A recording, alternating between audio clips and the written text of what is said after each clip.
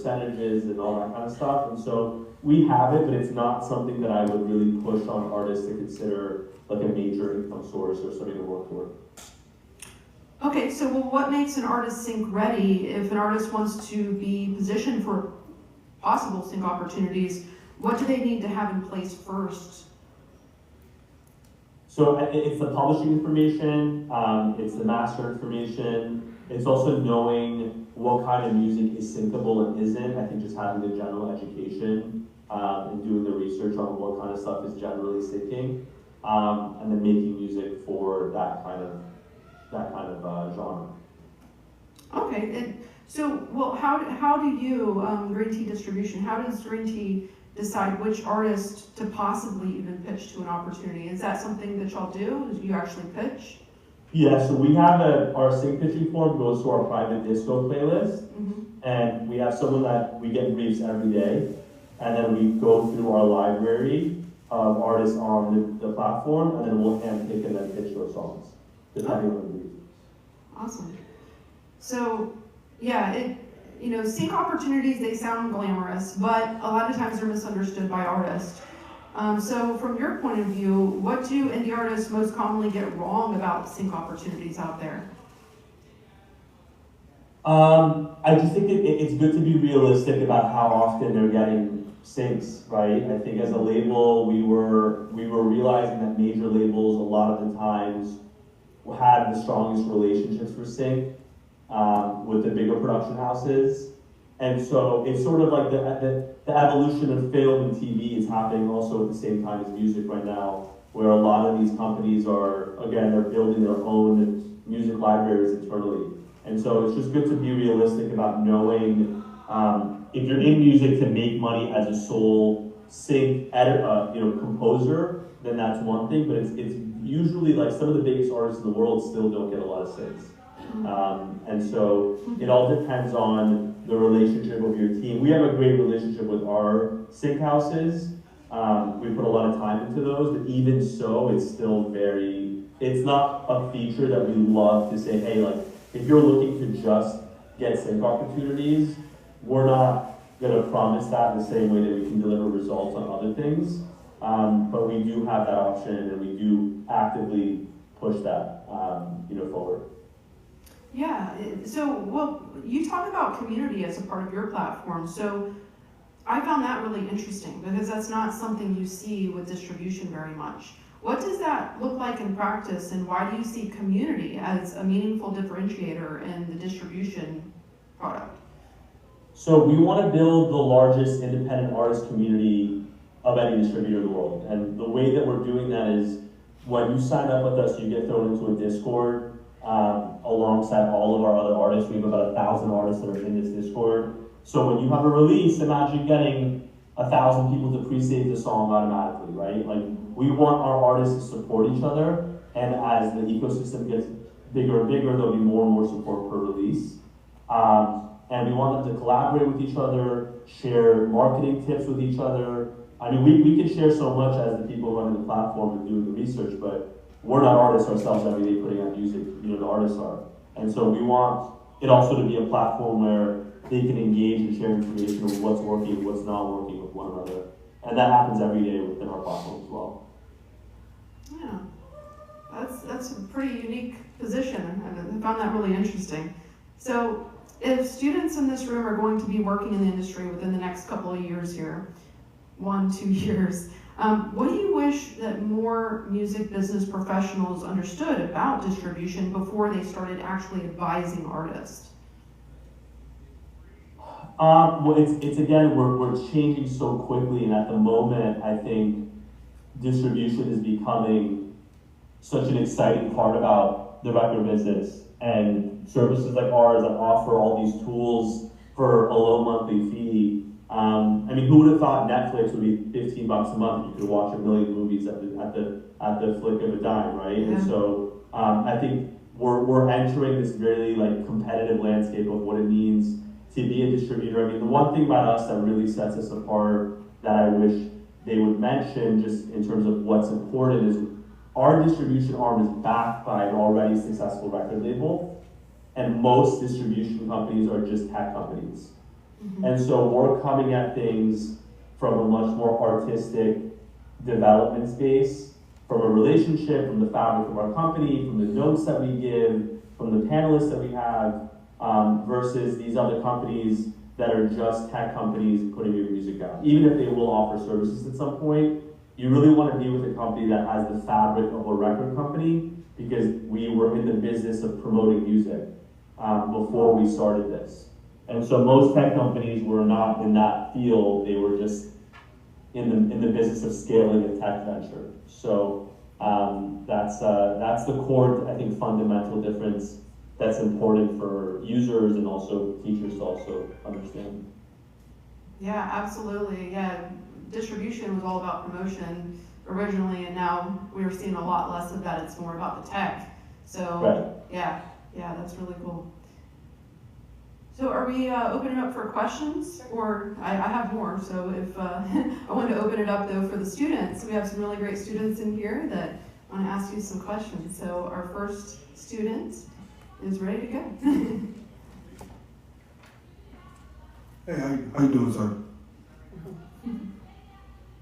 My name is Alan Blizzard. I'm an RA Hey. student. Nice to meet you. I'm Can we great. zoom out, by the way, if possible? Whoever's controlling the cameras, just so I could see You can, hey, you can the step up front. students. Oh yeah, come up here.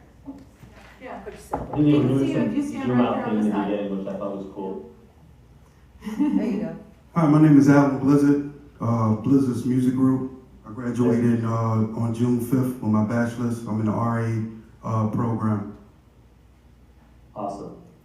Question I wanted to ask is, what is the biggest challenge we're not talking about enough as an organization? So when you say organization, you're talking about just as a musician, like as an artist? Yes. So I was actually thinking about this morning, there's an artist that I discovered online. It's a full AI artist recently. You would never know unless you research the person who made the artist. And they have a catalog now that is incredible. That I only discovered them through one song on like a random reel or something that popped up on my page. And I think that the thing that we need to think about more than ever, because we're being thrown out this idea that content, get people to like come to your page, is that your product has to stick. And so by that I mean the music itself has to be at a level that's gonna retain your future audience. Otherwise, if they come to your page and you don't have a catalog to sustain those eyeballs, it's worthless to even put the money in to bring those people to you. And I think that people have lost that in this idea of let's go viral, let's post 3 things a day, all that kind of thing, because you can get people to your page, but if your catalog and your artistry is not super sticky and solid at the time of bringing those eyeballs to you, it's pointless to even bring those people to your page or to your Spotify or whatever that means. So I would say the thing people aren't talking about enough is quality. Ultimately, people come to your page, but they're going to need to stay, and the reason they'll stay is because they believe in your music and they love what they're listening to. And so I would just say before we spend money on marketing and advertising, making sure the product is super solid. Thank you. Of course. Yeah, awesome. Well, I have another quick question before we jump to the next student. Is there anything in distribution deals that you think artists tend to not see out there, that they kind of just skip it and then realize later, oh man, that kind of sucks? So we get a lot of people that come to our service from other distributors, of course. In a lot of cases, those distributors are taking 20% and promising, oh, we're really strong in this market, or we're really strong in that market. I think, like, ultimately you want to work with people that understand your music, but really with technology, a lot of people are full of it, right? And meaning, like, if you're with a company that can get your product to be the best it can be and give you marketing support and funding when you're ready. That's all you need for any genre that you're operating in. And so it's good to work with people that you like, of course, but distribution deals, what we're trying to do is break the mold of taking a percentage and just giving people the services and then them paying for that service. Because then at least they're feeling like they're not getting, you know, a percentage taken out of their music for maybe on a certain month they didn't really feel like was earned by that person or distribution company. Yeah. And so I'd say that's one of the main things that we're seeing. Yeah, interesting. Thank you. Okay, we have two online questions. One is, do you think indie artists are going to stand out more for slight imperfections and human qualities compared to the quote-unquote perfection of AI in the future? I think that artistry is always a reflection of what, like the biggest artists are reflections of what is economically happening in the world.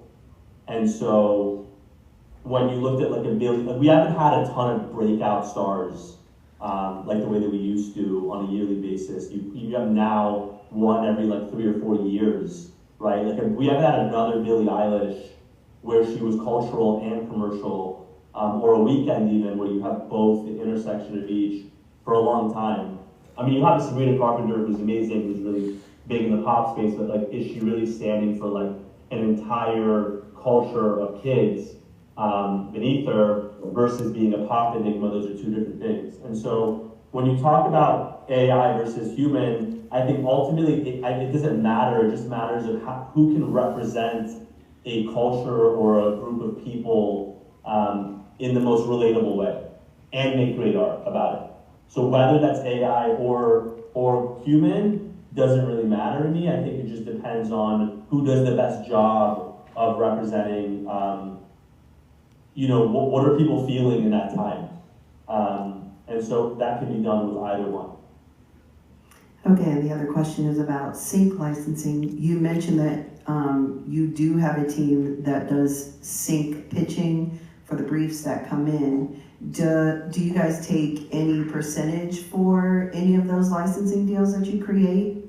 That's a great question. We don't take a percentage. What ends up happening is we have to put the sync client in touch with the user, and then they get in touch, and then they work out how the percentages get broken off. I mean, sync typically takes, I think, 25% or something like that, but we don't get involved in the negotiation of the sync licensing. We just put the two parties in touch. That's really cool. Wahab? Hello, how you doing? My name is Wahab. I'm in the music business program, about to graduate in a few days. Nice to meet you. So my question is, so you were just kind of talking about AI artists, and I like the fact that you said whoever represents best is the one that will end up getting the streams, end up getting, you know, that culture and becoming that kind of icon. But so I would say that currently, and especially with the huge rise of AI artists, and like you mentioned, there are very successful AI artists right now that are creating millions and millions of streams. So is music now just a storefront to the artist and to the actual personal connection that you can create with the art? Or like, how do you see, I don't know if I'm like kind of putting that right, but how... No, I get what you're saying. Yeah. I get what you're saying. I think ultimately it depends on what your goals are. So if your goals are to make money from your streams and to make a living off of, then it's it's more of a focus than it would be if you were looking to tour and using your music to gain audience and then buy tickets. So it just depends on what your goals are, and then how you factor that into creating your business style. So if you want to live off of the income of your streams, then no, your music becomes the sole point of where you need to drive traffic to engage with and make money off of. I think if your goal is to make money off touring, then your music is more of an advertisement to sell the tour. Because depending on the genre, there's plenty of artists that are really, really, really big, for example, on socials, but on streaming are like under 100,000 monthly listeners, and you're like, wow, they have 5 million on Instagram. How does that conversion work? And then there's artists on Spotify that are 5 million monthlies that are 100,000 on Instagram. So I think it requires the knowledge of the genre that you're operating in, mixed with what your goals are as a creator or artist are. Yeah, perfect. Thank you. No problem. Okay, we have another student here.